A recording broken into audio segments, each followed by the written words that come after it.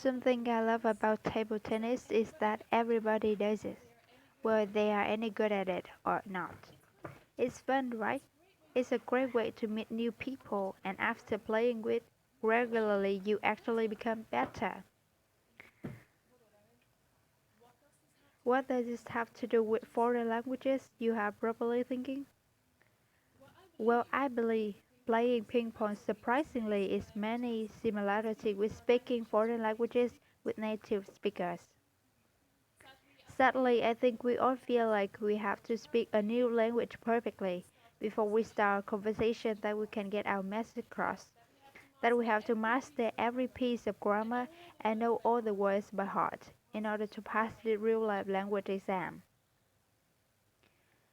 By seeing it this way, we create our barriers. Recent BBC analysis showed foreign language learning is at lowest point since the turn to millennium in UK schools, as low as 50% in some areas. I want to show you how fast you can benefit from speaking languages. If you take your fear away. A while ago I lived in Shanghai, and moving from there to Boston was quite a culture shock. And I started to miss Chinese food. One night I decided to check out my local Chinese takeaway and order my veggies with rice in English. However, I noticed that other customers were taking their meal away with plastic fork and knives. I wasn't used to this heavy life in Chinese, and I doubted this culinary empathy for a moment. And I so asked the lady behind the counter what if she had any chopstick in Chinese, and she laughed. She told me she showed me your knives and showed me what not got no good. I literally said in Chinese. She told me to wait a second, went to the kitchen and checked. But when she came back and told me she couldn't find, however, when she handed me over the food with a smile, she gave me that fitness chopstick imaginable, and I have to love too. I said, I think too warmly, and said goodbye in my broken Chinese. She was so happy just because I spoke a few words Chinese.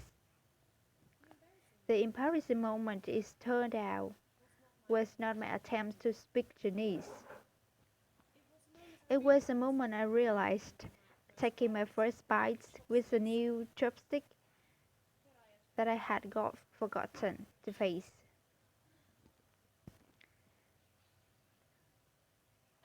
And then I went to apologize in English. Now I'm not saying you should now start learning a new language to get free food, okay? That wouldn't be even the achievement. It's about so much more than that. It did an ordinary transaction into a far more human connection.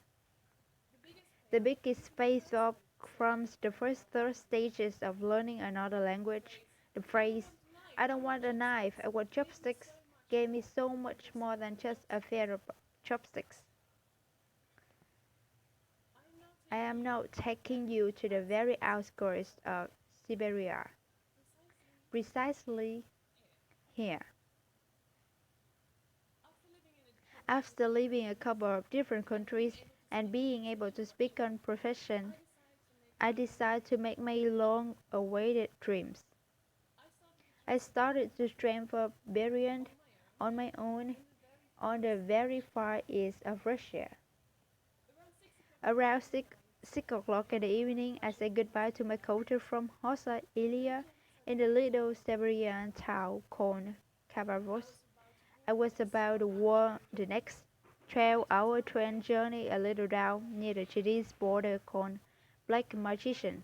I climbed to the stair, I bought a long strand that the long like they can it hadn't been touched, and entered the third class gallery. I found my place, was about to prepare my bed for the night. The strand got the camera, checked my tickets, and asked me a couple of questions I didn't understand. Luckily, three people on the other side of the island helped me because my Russian wasn't fluent. However, They weren't a Russian, and sometimes very unusual. They wore at his red button on their skirts.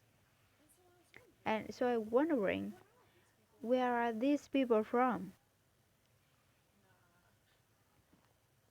They called me from North Korea. And I had never met North Koreans before.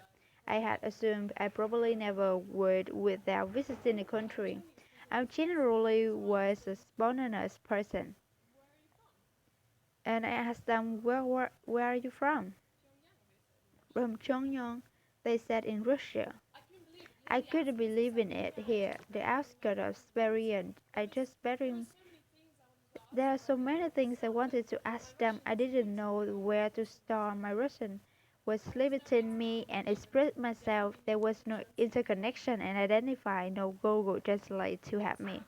And so I just asked, what are you? What are your names? In Russian, and they said Hong, Kim, and Kim. We talk about basic families, basic topic like our families, where we are going. Were born in city more than 5,000 miles apart in marginally different cultures. But it didn't feel so different. After all, everybody is looking for happiness and care about their spending time with loved ones, right? I was able to connect with Hung, Kim, and Kim through Russian as a common language. Without this, they, they would have stayed a mystery forever. Do you want to see them?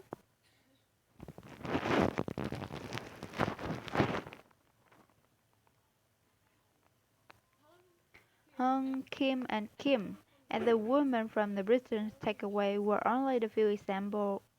My life wouldn't be the same without the dozen of international friends and experiences I have thanks to speaking foreign languages.